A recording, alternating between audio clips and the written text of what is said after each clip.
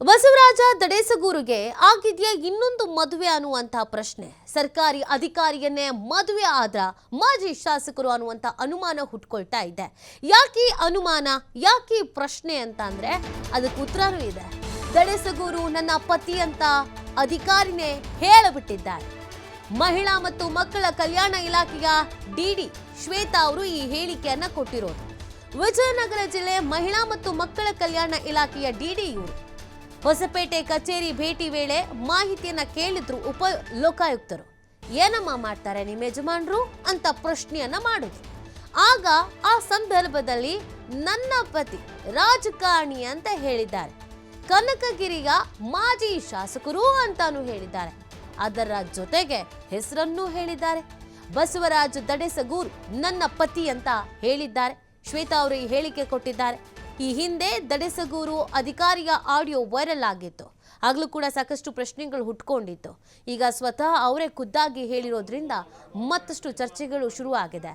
So ಎರಡನೇ ಮದುವೆ ಆದರೆ ನಿಮಗೇನು, ಅದು ಅವರ ವೈಯಕ್ತಿಕ ವಿಚಾರ ಅಂತ ಕೆಲವರು ಪ್ರಶ್ನೆ ಮಾಡ್ಬೋದು. ಕಾನೂನು ಇದೆ. ಕಾನೂನಿನಲ್ಲಿ ಮೊದಲ ಹೆಂಡತಿ ಇರುವಾಗ ವಿಚ್ಛೇದನ ಆಗಿಲ್ಲ ಅಂತ ಹೇಳಿದ್ರೆ ಎರಡನೆಯ ಮದುವೆ ಅನ್ನೋದು ತಪ್ಪಾಗತ್ತೆ. ಅದರಲ್ಲೂ ಒಬ್ಬ ಜನಪ್ರತಿನಿಧಿ ಅಂತ ಅನ್ನಿಸ್ಕೊಂಡವರು ಈ ಥರದೊಂದು ಕೆಲಸ ಮಾಡಿದ್ದಾರಾ ಅಂತ ಪ್ರಶ್ನೆ ಸಹಜವಾಗಿ ಹುಟ್ಕೊಳ್ಳುತ್ತೆ.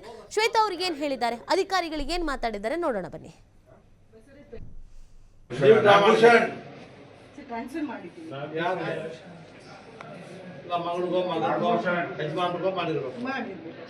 ಯಾರು ಗೊತ್ತಾಗಲ್ಲ. ಒಂದು ಹೋಗಿದೆ, ಎರಡು ಬಂದಿದೆ ಅಮ್ಮ. ಅವ್ರು ಏನ್ ಕೆಲಸ ಮಾಡ್ತಾರೆ ಯಜಮಾನ್ರು? ವಾ, ಪೊಲಿಟಿಷಿಯನ್ ಏನ್ರಿ? ಮಾಜಿ ಶಾಸಕರು ಸರ್. Jan more responsible. ಯಾರು ಹೇಳಿ? ಕನಕಗಿರಿನ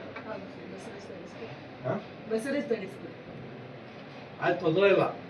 ಅವ್ರಿಗೆ ದುಡ್ಡು ಕೊಡಂಗಿಲ್ಲ. ಅವ್ರಿಗೆ ಪೆನ್ಷನ್ ಬರ್ತಮ್ಮ. ನೀವು ಕೊಡಂಗಿಲ್ಲ ಪೆನ್ಷನ್ ಬರ್ತದೆ. ಟ್ರಾನ್ಸ್ಫರ್ ಮಾಡಿದ್ದೀವಿ. ಈ ಬಗ್ಗೆ ಮತ್ತಷ್ಟು ಮಾಹಿತಿ ನೀಡ್ತಾರೆ ನಮ್ಮ ಪ್ರತಿನಿಧಿ ನಾಗರಾಜ್. ಕೆಲವು ತಿಂಗಳುಗಳ ಹಿಂದೆನೂ ಒಂದಷ್ಟು ಆಡಿಯೋ ವೈರಲ್ ಆಗಿತ್ತು ಮತ್ತು ಇವರಿಬ್ರು ಒಟ್ಟಿಗೆ ನಿಂತ್ಕೊಂಡಿರುವಂಥ ವಿಡಿಯೋಸ್ಗಳು ಕೂಡ ಸಿಕ್ಕಿತ್ತು. ಬಟ್ ಈಗ ಅಫಿಷಿಯಲಿ ಅನ್ನೋ ರೀತಿಯಲ್ಲಿ ಅನೌನ್ಸ್ ಮಾಡ್ತಿದ್ದಾರೆ. ಬಟ್ ಇದೇನು ಅಂತಂದರೆ, ಎರಡನೇ ಮದುವೆ ಆಗಿದ್ರೂ ಕೂಡ ರೂಲ್ಸ್ ಪ್ರಕಾರ ಆಗಿರಬೇಕಾಗತ್ತೆ. ಅದು ಅವರವರ ವೈಯಕ್ತಿಕ ವಿಚಾರ ಆಗಿದ್ರೂ ಮೊದಲ ಹೆಂಡತಿಗೆ ವಿಚ್ಛೇದನ ಆಗಿದೆಯೋ ಆಗಿಲ್ವೋ, ಅಧಿಕೃತವಾಗಿ ಆಗಿದ್ದಾರೋ, ಇದೆಲ್ಲವೂ ಪ್ರಶ್ನೆ. ಯಾಕಂದರೆ ಇಬ್ಬರು ಜವಾಬ್ದಾರಿಯುತ ಸ್ಥಾನದಲ್ಲಿರೋರು, ಒಬ್ಬರು ಮಾಜಿ ಶಾಸಕರಾದವರು, ಇನ್ನೊಬ್ರು ಅಧಿಕಾರಿ ಆದವರು. ಸೊ ಈ ವಿಚಾರದ ಬಗ್ಗೆ ಮುಂದೆ ಸಮಸ್ಯೆ ಆಗುವ ಸಾಧ್ಯತೆಗಳು ಎಷ್ಟರ ಮಟ್ಟಿಗೆ ಇದೆ ಮತ್ತು ಯಾವ ತರ ಚರ್ಚೆ ಆಗ್ತಾ ಇದೆ?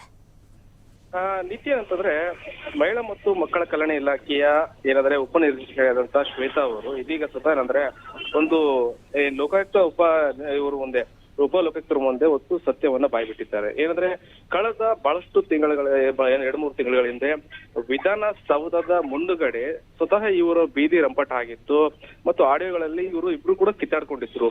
ಇದನ್ನೆಲ್ಲ ಗಮನಿಸಿದಂತ ಸಾರ್ವಜನಿಕರು ಏನು ಇವರಿಬ್ರು ಮದುವೆ ಆಗಿದ್ದೇನಂತ ಕೂಡ ಅನುಮಾನ ವ್ಯಕ್ತಪಡಿಸಿದ್ರು. ಅದರ ಇದೀಗ ಏನು ವಿಜಯನಗರ ಜಿಲ್ಲೆಯ ಮಹಿಳಾ ಮತ್ತು ಮಕ್ಕಳ ಕಲ್ಯಾಣ ಇಲಾಖೆಯ ಉಪನಿರ್ದೇಶಕರಾದ ಶ್ವೇತಾ ಅವರು ಲೋಕಾಯುಕ್ತರು ಬಂದ ಸಂದರ್ಭದಲ್ಲಿ ಕೆಲವೊಂದಿಷ್ಟು ಮಾಹಿತಿ ಕೇಳುತ್ತಾರೆ.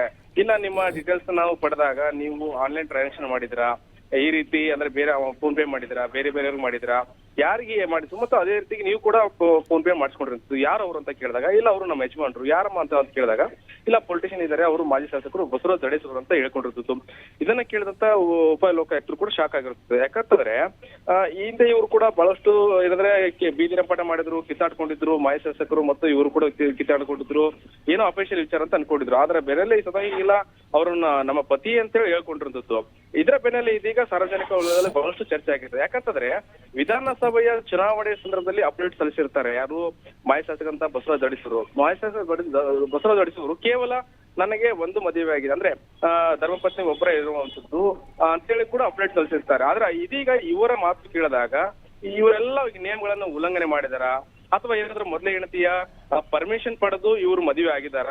ಆಮೇಲೆ ಈಗ ಮೊದಲೇ ಹೆಂಡತಿ ಮಾತ್ರ ವಿಚ್ಛೇದನ ನೀಡಿಲ್ಲ, ಅದ್ರ ಜೊತೆಗೆ ಈಗ ಬೀದಿ ರಂಪಾಟದಾಗ ಸ್ವತಃ ಮೊದಲ ಹೆಂಡತಿಯ ಮಕ್ಕಳು ಕೂಡ ಹೋಗಿ ಈ ಶ್ವೇತಾ ಅವರಿಗೆ ಹೋಗಿ ಕೆಲವೊಂದಿಷ್ಟು ಮಾತುಗಳನ್ನಾಡಿದ್ರು ಮತ್ತು ಅವ್ರಿಗೆ ಹೋಗಿ ಬೆದರಿಸುವಂತ ಕೆಲಸ ಮಾಡಿದ್ರು. ಇಲ್ಲ ನಮ್ಮ ತಂದೆಯವರು ತಂದೆಯಿಂದ ನೀ ಬಿದ್ದಿದೀಯಾ, ಅದ್ರ ಜೊತೆಗೆ ನಮ್ಮ ಸಂಸಾರವನ್ನು ಹಾಳು ಮಾಡಲು ನೀ ಬಂದಿದ್ಯಾ ಅಂತೇಳಿ ಕೂಡ ಬಹಳಷ್ಟು ಹೋಗಿ ಅವರ ಮೊದಲ ಹೆಂಡತಿಯ ಮಕ್ಕಳು ಹೋಗಿ ಗಲಾಟೆ ಮಾಡಿದ್ರು. ಗಲಾಟೆ ಮಾಡೋ ಸಂದರ್ಭದಲ್ಲಿ ಎಷ್ಟು ಬೀದಿ ರಂಪಟ್ಟಾಗಿತ್ತು.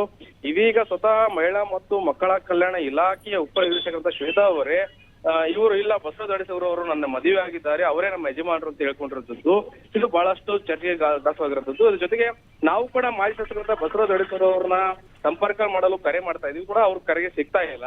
ಅದಕ್ಕೆ ಬೇಗ ಅವರು ಶ್ವೇತಾ ಅವ್ರನ್ನ ಕೂಡ ಕರೆ ಮಾಡಲು ಸಂಪರ್ಕ ಮಾಡ್ತಾರೆ, ಅವರು ಕೂಡ ಸಿಗ್ತಾ ಇಲ್ಲ. ಒಟ್ಟಾರೆ ಏನಂದ್ರೆ ಬೀದಿ ರಂಪಾಟದ ನಡುವೆ ಕಾನೂನು ಯಾಕಂತಂದ್ರೆ ಒಬ್ಬ ಆಫೀಸರ್ ಕೂಡ ಯಾವ್ದಾದ್ರು ಮದುವೆ ಆಗ್ಬೇಕಂತಂದ್ರೆ ಮೊದಲ ಹೆಂಡತಿಗೆ ಅವ್ರು ವಿಚ್ಛೇದನ ನೀಡಿರ್ಬೇಕು, ಡೈವರ್ಸ್ ನೀಡಿರ್ಬೇಕು, ಅಂತವ್ರನ್ನ ಮಾತ್ರ ಮದುವೆ ಆಗ್ಬೇಕು. ಆದ್ರೆ ಮೊದಲ ಹೆಂಡತಿ ಇದ್ದಾಗಲೂ ಕೂಡ ಇವ್ರು ಮದುವೆ ಆಗಿದ್ದೇನೆ ಅಂತಂದ್ರೆ ಇದು ಇವರು SR ಬುಕ್ ಅಲ್ಲಿ ಇರುತ್ತೆ. SR ಬುಕ್ ಅಲ್ಲಿ ಇವರು ನಮೂದು ಮಾಡಿದಾರ ಅಥವಾ ಏನು ಬಸವರಾಜ ಅಡಿಸೂರು ಅವರು ಕೂಡ ಎಲೆಕ್ಷನ್ ಸ್ಪರ್ಧೆ ವಿಚಾರ ಬಂದಾಗ ಅವ್ರು ಅಫಿಡೇಟ್ ಸಲ್ಲಿಸಿರ್ತಾರೆ, ಅಫಿಡೇಟ್ ಅಲ್ಲಿ ಕೂಡ ನಮೂದು ಮಾಡಿದ್ದಾರೆ. ಇವೆಲ್ಲ ಕೂಡ ಪ್ರಶ್ನೆಗೆ ಹುಟ್ಟು ಹಾಕಿರುವಂತದ್ದು. ಇದಕ್ಕೆಲ್ಲ ಸ್ವತಃ ಏನಂತ ಬಸವರಾಜ ಅಡಿಸೂರು ಅವರು ಶ್ವೇತಾ ಅವರು ಉತ್ತರ ನೀಡಬೇಕಾಗಿರುತ್ತೆ. ನೀತಿ ನಾಗರಾಜ್, ಈಗ ಇವರು ಕೂಡ ಅಧಿಕಾರಿಗಿದ್ದಾರೆ, ಅವರಿಗೆ ಕಾನೂನು ಏನು ಹೇಳುತ್ತೆ ಅನ್ನೋದು ಗೊತ್ತಿರತ್ತೆ. ಅಧಿಕೃತ ಅಂದರೆ ಏನು, ಅಫಿಷಿಯಲ್ ಅಂದರೆ ಏನು ಅನ್ನೋದು ಬಹಳ ಚೆನ್ನಾಗಿ ಅವ್ರಿಗೆ ಗೊತ್ತಿರತ್ತೆ. ಸೊ ಇವರು ಕೂಡ ಮದುವೆ ಆಗಿದ್ದಾರೆ ಅನ್ನೋದನ್ನ ಡಾಕ್ಯುಮೆಂಟ್ ಮುಖಾಂತರವಾಗಿ ತೋರಿಸ್ಬೇಕಾಗತ್ತೆ. ಇನ್ನೊಂದು ಕಡೆಯಲ್ಲಿ ಮಾಜಿ ಶಾಸಕರು ಅಫಿಡವಿಟ್ನಲ್ಲೂ ಕೂಡ ತೋರಿಸ್ಬೇಕಾಗತ್ತೆ.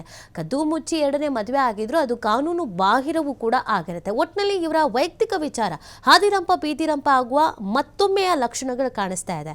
ಅಕಸ್ಮಾತ್ ಮೊದಲ ಹೆಂಡತಿಗೆ ಡಿವೋರ್ಸ್ ಕೊಡದೇನೆ ಅಫಿಷಿಯಲ್ ಆಗಿ ಯಾವುದೂ ನಡೆದೇ ಇದ್ರೆ ಇವ್ರ ವಿರುದ್ಧ ಹೇಗೆ ಆಕ್ಷನ್ ತಗೋಬಹುದು ಅಂತ. ಇಲ್ಲಿವರೆಗೂ ಆಕ್ಷನ್ಸ್ ಏನು ಆಗಿಲ್ವಾ ಅಥವಾ ಹಿರಿಯ ಅಧಿಕಾರಿಗಳು ಕೂಡ ಸುಮ್ಮನೆ ಇದ್ದಾರೋ ಏನು? ಯಾಕಂದ್ರೆ ಸಾಮಾನ್ಯ ಜನರಿಗೊಂದು ನ್ಯಾಯ ಮತ್ತೆ ಈ ಅಧಿಕಾರದಲ್ಲಿ ಇರೋರಿಗೆ ಇವರಿಗೊಂದು ನ್ಯಾಯ ಅನ್ನೋ ಪ್ರಶ್ನೆ ಬಂದ್ಬಿಡತ್ತೆ. ಸೊ ಹಾಗಾಗಿ ಏನು ಆಕ್ಷನ್ಸ್ ಆಗಬೇಕಾಗಿದೆ ಅಂತ ಇದ್ರ ಬಗ್ಗೆ ಏನು ಮಾತು ಹೇಳ್ತಾರೆ ಇಬ್ರು? ನೀತಿ ಏನಂತಂದ್ರೆ ಈ ಹಿಂದೆ ಕೂಡ ಇವರು ಅದೇ ಏನು ಬೀದಿ ರಂಪಾಟ ಆದಾಗ ಕೆಲವೊಂದಿಷ್ಟು ಆಫೀಸರ್ ಕೂಡ ವಿಚಾರ ಮಾಡಿದಾಗ ಇಲ್ಲ ನಾವಿಬ್ರು ಸ್ನೇಹಿತರು ಅನ್ನೋ ವಿಚಾರ ಮಾಡಿ ಸ್ನೇಹಿತರು ಸಂಬಂಧಿಕರು ಅಂತ ಹೇಳ್ಕೊಂಡಿರ್ತು, ಒಂದೇ ಜಾತಿಯವರ ಸಂಬಂಧಿಕರು ಅಂತ ಹೇಳ್ಕೊಂಡು ಸುಮ್ಮನಾಗಿದ್ರು. ಆದ್ರೆ ನಿನ್ನೆ ಏನು ಉಪಲೋಕಾಯುಕ್ತರು ಬಂದು ವಿಸಿಟ್ ಮಾಡಿದಾಗ ಅಂದ್ರೆ ಕೆಲವೊಂದಿಷ್ಟು ಬಹಳಷ್ಟು ಕಚೇರಿಗೆ ಹೋಗಿ ವಿಸಿಟ್ ಮಾಡಿದಾಗ ಇವರು ಸತ್ಯ ಒಪ್ಕೊಂಡಿರುವಂತದ್ದು. ಸತ್ಯ ಒಪ್ಕೊಂಡ ನಂತರ ಮತ್ತು ಬಹಿರಂಗವಾಗಿ ನಮ್ಮ ಪತಿ ಮಾಜಿ ಶಾಸಕ ಬಸವರಾಜ ಅಡಿಸೂರು ಅಂತ ಹೇಳಿದಾಗ ಇವರು ಅಧಿಕೃತವಾಗಿ SR ಬುಕ್ ಅಂತ ಇರುತ್ತೆ. ಆ SR ಬುಕ್ ಸರ್ವಿಸ್ ಬುಕ್ ಅಲ್ಲಿ ಇವರು ನಮೂದು ಮಾಡಿರ್ಬೇಕು. ಒಂದ್ ವೇಳೆ ನಮೂದು ಮಾಡಿದಿಲ್ಲ ಅಂದ್ರೆ ಖಂಡಿತಲೂ ಕೂಡ ಇವರಿಗೆ ಇಲಾಖೆಯ ಮೇಲಧಿಕಾರಿಗಳು ನೋಟಿಸ್ ಕೊಡುವಂತ ಸಂದರ್ಭ ಬಂದೊದಗುತ್ತೆ. ಅದ್ರ ಜೊತೆಗೆ ಏನಂತಂದ್ರೆ ಈಗ ಚುನಾವಣಾ ಆಯೋಗ ಕೂಡ ಈ ಸುದ್ದಿ ಬರ್ತದೆ. ಸುದ್ದಿ ಬಂದ ನಂತರ ಅವರು ಕೂಡ ಎಚ್ಚೆತ್ಕೊಂಡು ಬಸವರಾಜ ಅಡಿಸೂರು ಅವ್ರಿಗೆ ನೋಟಿಸ್ ಕೊಡಬಹುದು. ಏನಂತಂದ್ರೆ ನೀವು ಚುನಾವಣಾ ಸಂದರ್ಭದಲ್ಲಿ ಈ ಹಿಂದೆ ಏನ್ ಶಾಸಕರಾದ ಸಂದರ್ಭದಲ್ಲಿ ಅಫಿಡೇಟ್ ಏನು ಕೊಟ್ಟಿದ್ದೀರಾ, ತದನಂತರ ಮೊನ್ನೆ ಪರಾಭವಗೊಂಡು ಏನು ವಿಧಾನಸಭಾ ಚುನಾವಣೆ ಆಯ್ತು ಅಲ್ಲಿ ಕೂಡ ಪರಾಭವಗೊಂಡಿದ್ರು, ಅಲ್ಲಿ ಕೂಡ ಅಫಿಡೇಟ್ ಏನ್ ಕೊಟ್ಟಿದ್ರೆ ಅಫಿಡೇಟ್ ಅಲ್ಲಿ ಈಗ ಸ್ವತಃ ಏನಂದ್ರೆ ಅಧಿಕಾರಿ ನನ್ನ ಮದುವೆ ಆಗಿದ್ದಾರೆ ಬಸವರಾಜ ಅಡಿಸೂರು ಅಂತ ಹೇಳಿಕೆ ನೀಡಿದ್ದಾರೆ. ಅದ್ರ ಜೊತೆಗೆ ನೀವು ಅಫಿಡೇಟ್ ನಲ್ಲಿ ಏನಾದ್ರು ಮೊದಲ ಹೆಂಡತಿಗೆ ಡೈವರ್ಸ್ ಕೊಟ್ಟು ನೀವು ಎರಡನೇ ಮದುವೆ ಆಗಿದ್ದಾರೋ ಅಥವಾ ಮೊದಲನೇ ಹೆಂಡತಿಯ ಪರ್ಮಿಷನ್ ತಗೊಂಡಂತಂದ್ರೆ ಮೊದಲ ಹೆಂಡತಿ ಕೂಡ ಪತ್ರ ಬಳಸ್ಕೊಡ್ಬೇಕಾಗುತ್ತೆ. ಕೆಲವೊಂದಿಷ್ಟು ಕಾನೂನು ಇದಿರುತ್ತೆ, ಆ ಕಾನೂನನ್ನು ಬಳಸ್ಕೊಂಡು ಏನಾದ್ರು ಎರಡನೇ ಮದುವೆ ಆಗಿದ್ದೀರಾ ಅಂತೇಳಿ ಅವರೆಲ್ಲ ಕೂಡ ಅಂದ್ರೆ ನೋಟಿಸ್ ಕೊಡುವ ಚುನಾವಣಾ ಆಯೋಗದವರು ನೋಟಿಸ್ ಕೊಡುವ ಒಂದು ಸೂಚನೆ ಇರುವಂತದ್ದು. ಇದ್ರ ಜೊತೆಗೆ ಏನಂತಂದ್ರೆ ಈ ವಿಚಾರ ಏನಾದ್ರೂ ಈಗಾಗಲೇ ನಿನ್ನೆ ಆಗಿರೋದು ಘಟನೆ ಇವತ್ತಾಗಲೇ ಮಾಧ್ಯಮಗಳ ಸುದ್ದಿ ಬರ್ತಾ ಇದೆ. ಇದನ್ನ ಮೊದಲ ಹೆಂಡತಿಯ ಮಕ್ಕಳು ಮೌನೇಶ್ ಅಂತಿದ್ದಾರೆ, ರವಿಚಂದ್ರ ಅಂತಿದ್ದಾರೆ, ಇವರೆಲ್ಲರೂ ನೋಡಿ ಮತ್ತೇನಾದ್ರೂ ಅವ್ರೇನ ಶ್ವೇತಾ ಇರೋದ್ರೆ ಶ್ವೇತಾ ಅವ್ರಿಗೆ ಹೋಗಿ ಅಲ್ಲಿ ಕೂಡ ಏನಂದ್ರೆ ಬಹಳಷ್ಟು ಏನಂದ್ರೆ ಗಲಾಟೆ ಆಗುವ ಸಂದರ್ಭ ಬಂದಿರುವಂತದ್ದು. ಯಾಕಂತಂದ್ರೆ ಈ ಹಿಂದೆ ಏನು ಆಡಿಯೋ ಬಂದಾಗ ಸಂದರ್ಭದಲ್ಲಿ ಸ್ವತಃ ಮೊದಲ ಹೆಂಡತಿಯ ಮಕ್ಕಳು ಹೋಗಿ ಗಲಾಟೆ ಮಾಡಿದ್ರು. ಇದೀಗ ಬಹಿರಂಗವಾಗಿ ನನ್ನನ್ನ ಬಸವರಾಜ ಅಡಿಸೂರು ಅವರು ಮದುವೆ ಆಗಿದ್ದಾರೆ, ನನ್ನ ಪತಿ ಮಾಜಿ ಶಾಸಕರು ತಿಳ್ಕೊಂಡಾಗ ಒಂದ್ ವೇಳೆ ಯಾಕಂದ್ರೆ ಇದು ಬಹಳಷ್ಟು ಕಾನೂನು ತೊಡಕ ಬಂದು ಹೋಗುತ್ತೆ. ಇವಾಗಲೇ ನನ್ನ ಬಸವರಾಜ ಅಡಿಸೂರು ಅವರು ಮದುವೆ ಆಗಿದ್ದಾರೆ ಅಂತ ಹೇಳ್ಕೊಂಡಿರೋದು. ಮುಂದೆ ನಮ್ಮ ಆಸ್ತಿಯಲ್ಲಿ ಪಾಲು ಕೇಳಿದ್ರೆ ನಾವೇನ್ ಮಾಡೋಣ ಅಂತ ಹೇಳಿ ಮೊದಲ ಹೆಂಡತಿ ಮಕ್ಕಳು ಕೂಡ ಕಾನೂನು ಮೊರೆ ಹೋಗ್ಬೋದು ಮತ್ತು ಇವ್ರ ಮೇಲೆ ಮೇಲಾಧಿಕಾರಿಗಳು ದೂರು ಕೊಡಬಹುದು. ಒಟ್ಟಾರೆ ಏನಂತಂದ್ರೆ ಇದೀಗ ಬಹಳಷ್ಟು ಏನಾದ್ರು ಕಳೆದ 2-3 ತಿಂಗಳಿಂದ ಈ ಗಲಾಟೆ ವಿಧಾನಸಭಾ ಚುನಾವಣೆ ಸಂದರ್ಭದಲ್ಲಿ ಏನು ಇದೆಲ್ಲ ಬೀದಿ ರಂಪಾಟಾಗಿತ್ತು, ಮತ್ತೆ ಮುನ್ನೆಲೆಗೆ ಬಂದಿರುವಂತದ್ದು. ನೀತಿ ಓಕೆ, ಥ್ಯಾಂಕ್ ಯು ನಾಗರಾಜ್ ತಮ್ಮೆಲ್ಲ ಡೀಟೇಲ್ಸ್ಗಾಗಿ.